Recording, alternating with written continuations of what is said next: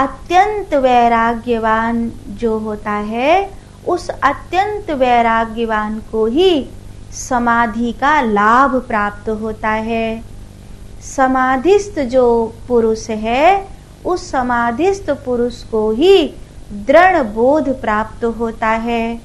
और जो समाधिस्थ पुरुष है, जिसको दृढ़ बोध प्राप्त होता है, तथा सुदृढ़ बोधवान का ही इस संसार से बंधन छूटता है। तो पहले तो अत्यंत वैराग्यवान को समाधि का लाभ मिलता है, और समाधिस्थ को दृढ़ बोध प्राप्त होता है, और दृढ़ बोध प्राप्त करने वाला संसार बंधन से छूटता है। और जो संसार बंधन से छूट गया है, उसी को नित्य आनंद अनुभव होता रहता है। जितेंद्रिय पुरुष के लिए वैराग्य से बढ़कर सुखदायक मुझे और कुछ भी प्रतीत नहीं होता। और वह यदि कहीं शुद्ध आत्मज्ञान के सहित हो, तब तो स्वर्गीय साम्राज्य के सुख का देने वाला होता है। यह मुक्ति रूप कामिनी का निरंतर खुला हुआ द्वार है। इसीलिए हे वत्स, तुम अपने कल्याण के लिए सब ओर से इच्छा रहित होकर सदा सच्चिदानंद ब्रह्म में ही अपनी बुद्धि स्थिर करो। सीधा सीधा बताया है कि जो जितेंद्रिय पुरुष के लिए वैराग्य से बढ़कर सुखदायक और कोई मार्ग नहीं है। ऐसा शंकराचार्य भगवान कहते हैं, मुझे कोई कुछ भी ऐसा नहीं लगता कि जितेंद्रिय पुरुष के लिए वैराग्य से बढ़कर कोई और मार्ग हो सकता है। इसलिए शुद्ध आत्मज्ञान के सहित अगर स्वर्गीय साम्राज्य के सुख का देने वाला होता है, इसीलिए वो कह रहे हैं कि जितेंद्रिय पुरुष के लिए वैराग्य से बढ़कर सुखदायक मुझे और कुछ भी प्रतीत नहीं होता।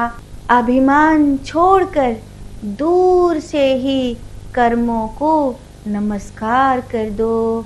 देह आदि असत पदार्थों में आत्म बुद्धि को छोड़ो और आत्मा में अहम बुद्धि करो, क्योंकि तुम तो वास्तव में इन सब के दृष्टा हो और मल तथा द्वेष से रहित हो।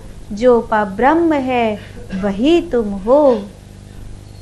इस प्रकार ये 60वें उपदेश वैराग्य के निरूपण का ये अंतिम उपदेश है। फिर एक बार इसे दोहराते हैं। विष के समान विषम विषयों की आशा को छोड़ दो। विष के समान विषम विषयों की आशा को छोड़ दो, क्योंकि यह जो स्वस्वरूप की विस्मृति रूप मृत्यु का मार्ग है। ये क्या है?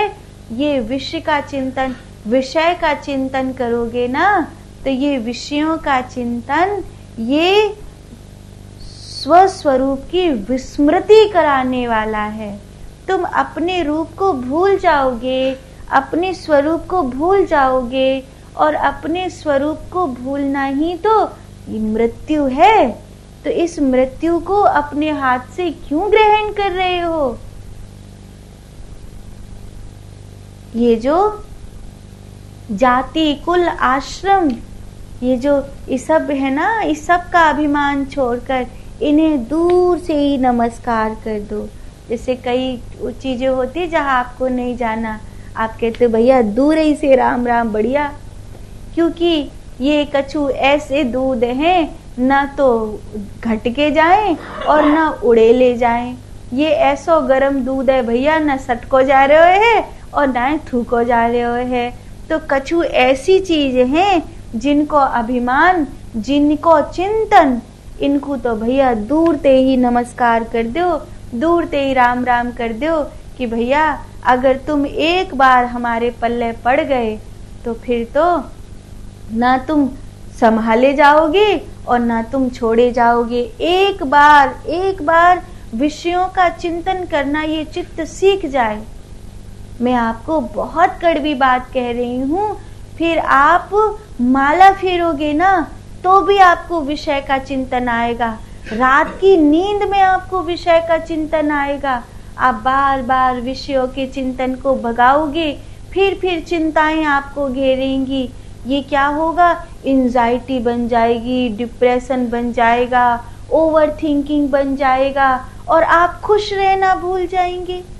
अरे छोटी सी जिंदगी है, रेत में, मुट्ठी में भरे रेत की नाई फिसल रही है, कहा कर रहे हो?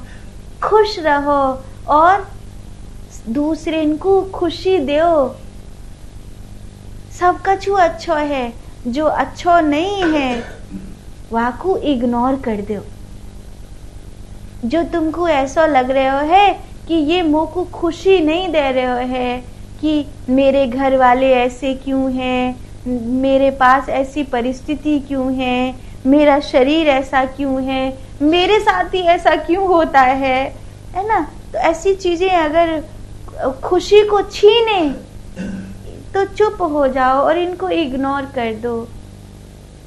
तेरी मर्जी, मैं जितना अच्छा कर सकती थी मैंने उतना अच्छा किया, क्योंकि कई बार ऐसा होता है कि परिस्थितियां ऐसी बन जाती हैं कि उल्टा लो तो भी उल्टा और सीधा लो तो भी उल्टा। किसी को अच्छे से कुछ भोजन का, किसी संसार का, शरीर का, धन का, घर परिवार का, किसी को अच्छे से कुछ सुख मिला है, किसी को अच्छे से कुछ सुख नहीं मिला है। तो अगर कुछ मिला है तो भली, कुछ नहीं मिला है तो भली। तुम अगर दुनिया को खुश करने के लिए जा रहे हो तो मैं तुम्हें अपने अनुभव से बताती हूँ। कुछ लोग ऐसे होते हैं कि जो कभी खुश नहीं होते, कभी खुश नहीं होते। तुम उनको अपनी गर्दन काट करके हथेली में रख के दे देना, तब पर भी वो कहेंगे टेढ़ी काटी है, ठीक से नहीं काटी है। तब पर भी वो कहेंगे मैं तो इसलिए दुखी हूं कि इसने गर्दन काट ली है। और अगर नहीं काटी थी तो कहेंगे देखो ये मेरे लिए गर्दन भी उतार के नहीं दे सकता है अपनी। तुम उनको सब कुछ दे देना। गर्दन उतार के देने का उदाहरण इसलिए दे रही हूं कि तुम अपनी जान भी लुटा देना, तब पर भी वो खुश नहीं होंगे।